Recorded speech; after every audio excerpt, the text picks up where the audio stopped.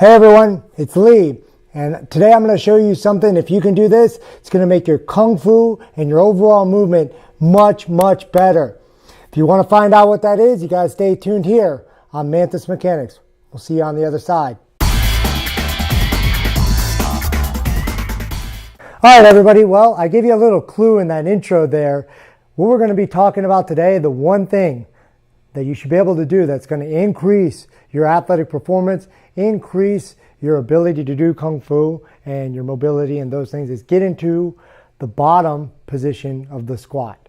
And notice I didn't say squatting. Squatting as an exercise is great, and there's a lot of different types of squats. There's Hindu squats, air squats, back squats, front squats, overhead squats, goblet squats, pistol squats. All of them are good, and all will work your legs and work your mobility in different ways. I'm not here to talk about squatting. I'm talking about getting to the bottom position of the squat, which is a natural position. And what I mean by that is, if you see kids, like maybe 2 to 3 years old, where they haven't been sitting in chairs for a very long period of time, they can go down into a full squat position very easily, and they move around, they play with their toys in the squat position. And when you go to Eastern countries like China, where Kung Fu was created, I don't know if you guys knew that, but Kung Fu is from China. Yeah. So when you go to China, they use the restroom in the squat position. When they rest, they're walking a long day, they'll go into the bottom of the squat and rest. And we think of the squat as an exercise, but it's really a resting position, and it should be a natural human position. If you're not able to get into the bottom of the squat properly, you're losing a lot of your athletic potential. Doesn't mean that you can't be good at martial arts. You can be good at martial arts and not be able to go into the squat. But if you can go into the squat, you will be even better. Right? And that's what we want. We want to top out our performance. We want to be the best that we can be. If we're really good without the squat, we're going to be great with it. So here I'm going to give you some pointers for how to get into the bottom of the squat position properly. Enjoy. Okay, so first thing we're going to talk about is your stance. How do you stand in the squat? There are so many videos and so many opinions on how you should stand, and I'm just going to give you the one that makes sense to me out of all the time that I've been doing the squat. So I think of the squat as an athletic endeavor, right? So I want to be in an athletic position. If my legs are too wide, I won't be able to move. If they're too narrow, I won't have any balance. Okay, so imagine that you're going to take a step and jump as high as you can, like you were going to dunk a basketball. One thing that is a great lament of my life is that I never have dunked a basketball. I wish. That's one thing I just think would be really cool to do, is dunk a basketball. Anyways, I'm getting off point here, and you guys don't care. So I take a step like I'm going to jump, right?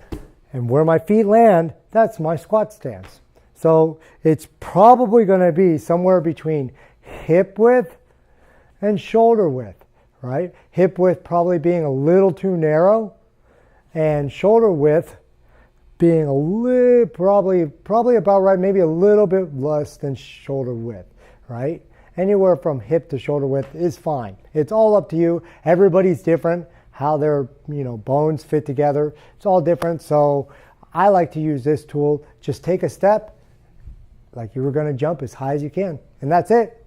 Okay, that's your point number one for getting into a squat. Hey, tip number 2 is getting your hips below parallel or past the knee crease.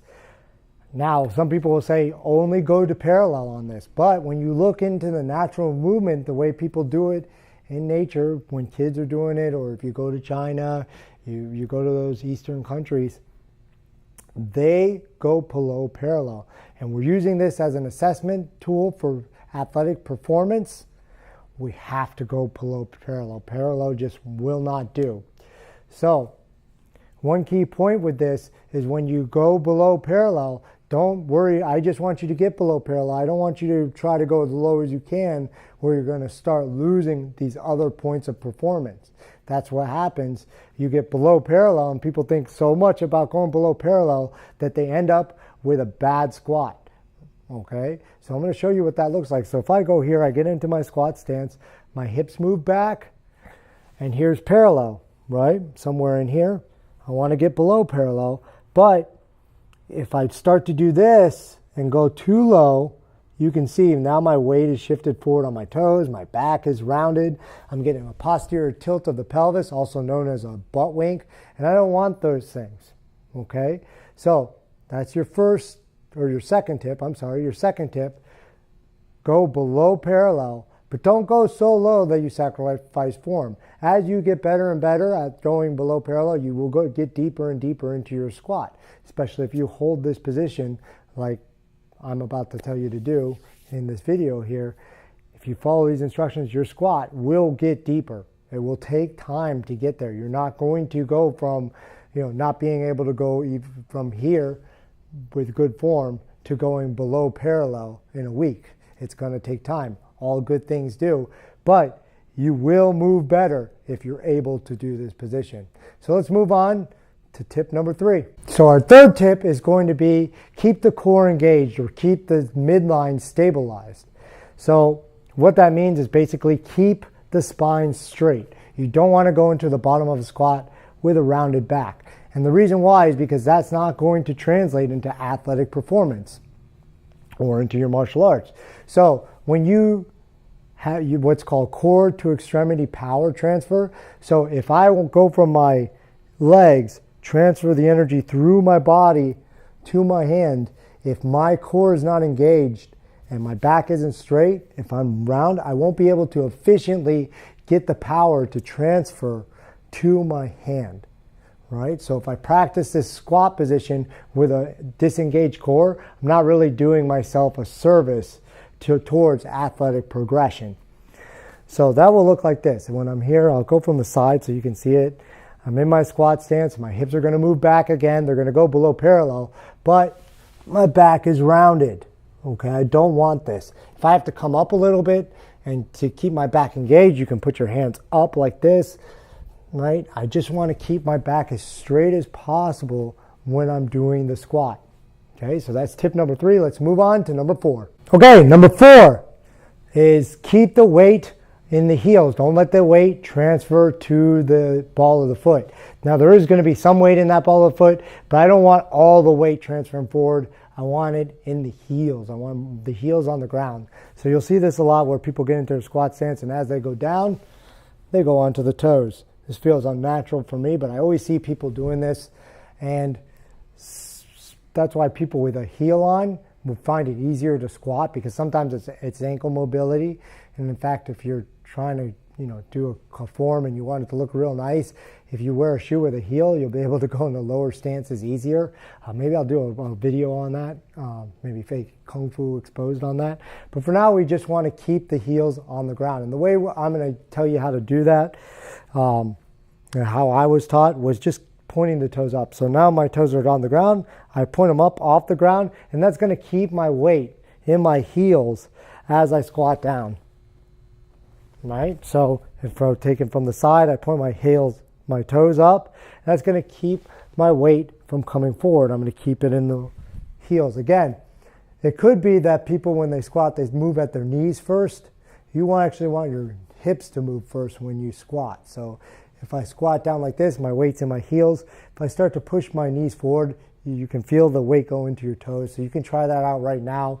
Try putting the hips back and see where the weight goes, and then try putting the knees forward first and see where the weight goes, and you'll see that. So, but much easier just to tell people keep their toes up and try to squat. So that's number 4. Let's move on to number 5. Number 5 is keeping the knees in line with the toes.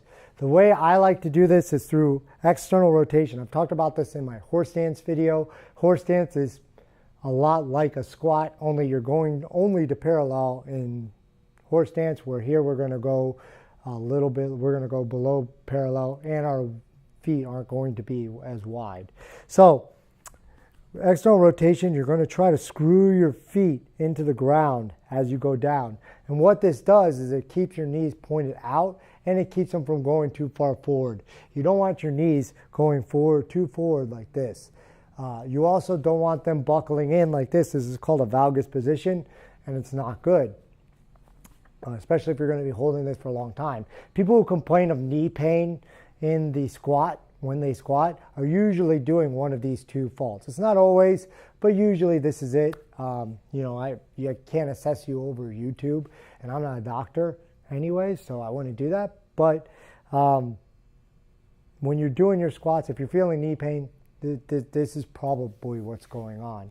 So the first one, we talked about knees forward. So if I go into a squat and I do this, and you can see I'm trying to keep my knees forward. It's hard for me to do, but because my weight is going into the balls of my feet, my knees go forward. That's not a good thing. I want to try to keep them as perpendicular to the ground as possible.